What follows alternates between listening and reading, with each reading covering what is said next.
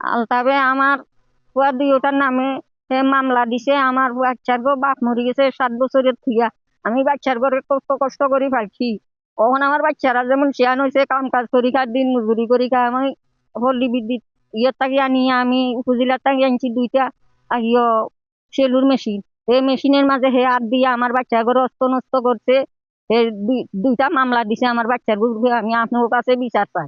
আমি দিন মজুরি, গরিব মানুষ, একটা সরকারি ঘর পাইছি। এবার আমার অসুস্থ মানুষ, এবার চৌকো সমস্যা। 200-র বেশি সার্ভিস ও ফিচারে লেনদেনের সব বিকাশ অ্যাপে সম্ভব। লইয়া বহুত দিন ধরে কষ্ট পারেন। আলতাবে মানুষ লইয়া গেছে গিয়া কয় তো সরকারি ঘর এটা তুই ঘর ছাড়। আমার পুরুত্তারে বয় দেখাইছে, ওটা দেখা নির্যাতন করতে চায়, কত চিন্তা করতে কয় আমি বাড়ি ঘর ছাড়তাম। এই ছাড়ছি না কারণে আমার এখন 2টা মামলা দিছে। এই স্কুল দিছে শুধু একমাত্র জায়গা দখল করার লাগে।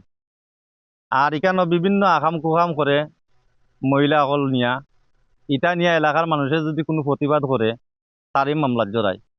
এইভাবে শতাধিক মামলা আছে মানুষের উপরে, এবং মামলা তারা পাইয়া আছে, রায়ের ডকুমেন্ট সম্পূর্ণ আছে। মাঝে স্কুলের মাঝে আকাম কুকাম চলে, হে মহিলা সকল কুয়াই থেকে আনিয়া আনিয়া মহিলার সাথে খারাপ ব্যবহার করে। আমরা এলাকাবাসী সকলে অভিযোগ করছি দেখি আজকে আমরা এলাকাবাসীর উপরে মামলা মোহাম্মদনা করিয়া, খুব চিকিৎসা করিয়া আমরা এখানে কৃষক সকলের উপরে মামলা সামলা দিয়া, খুব আমরা গরিব মানুষ অসহায় সকলে খুব অস্তিত্ব খারাপ। আমরা গড়তে কাপড় চোপড় মেলতাম বারোই নানি বাসো যে আলতার বেটা কি তারা বারোইয়া পেশাবের না ধরলো আন্তাজি লুঙ্গি তুলার দেখাইবি। আমরা কি তাহলে শর্মাইয়া গড়ে দেখি আর বারো থাকি আম্মারে ফাটাই আম্মা শর্মান করলে আমিও যেতাম না শর্মা করি। তো ওরকম করলে আমরা কেমনে বারোই বার করি বেটা যে তোরে আয় আমরা বারোই লিওতা করে। আমার বোন এগু সিয়ান বড় এগো শর্মাইয়া বাড়ায় না ওই বেটা আমরা দেখলে লুঙ্গি উদাম করলে বারোই মতন। শুধু জায়গা দখলের জন্য স্কুলটা বানানো হয়েছে। স্কুল আছে, কোনো ছাত্রছাত্রী নেই। তাই তো আগে আওয়ামী লীগ ছিল, এখন বিএনপি করে। 20 বছর ধরে ঘর বানাইছি। ইয়ে চিনের বেতন দিয়ে একটা ঘর বানাইছে। আলতাবে হইলে বাটফার সিটার সন্টাস ইয়া আমি মূল করে আমলো।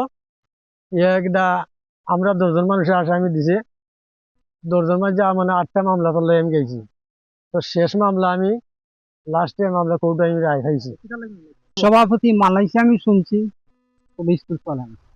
যতজন মানুষের উপরে মামলা দিছে এটা আমি জানি না, সাক্ষী দিছে এটা আমি জানি না। আমি 80 জন ইউনিয়নের 9 ছাত্র। আমার থাকায় মামলা দিয়েছেন, আমি কিছু জানি না। আমি সাক্ষী হিসাবে কিছু জানি না।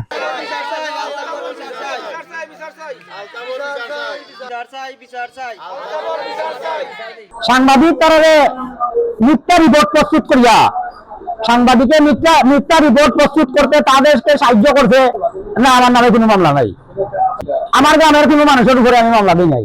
আমি যতটুকু জানি আলতাফুর রহমান আওয়ামী লীগের লোক ছিল, কিন্তু বিভিন্ন জায়গায় আমাদের দল ইদানিং মধ্যে আসার পরে এই দল ভাঙাইয়া বিভিন্ন অফিসে সে বিভিন্ন কায়দা কানুন করতে চাইতেছে।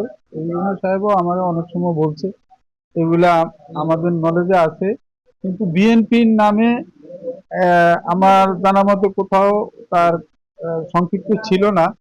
এখন যদি কোথাও কোনো সম্পৃক্ত থাকে, আমি আমাদের সকল নেতৃবৃন্দকে নিয়ে বৈশা এটা আমি দেখব এবং তার বিরুদ্ধে আমরা এটা ব্যবস্থা নেব।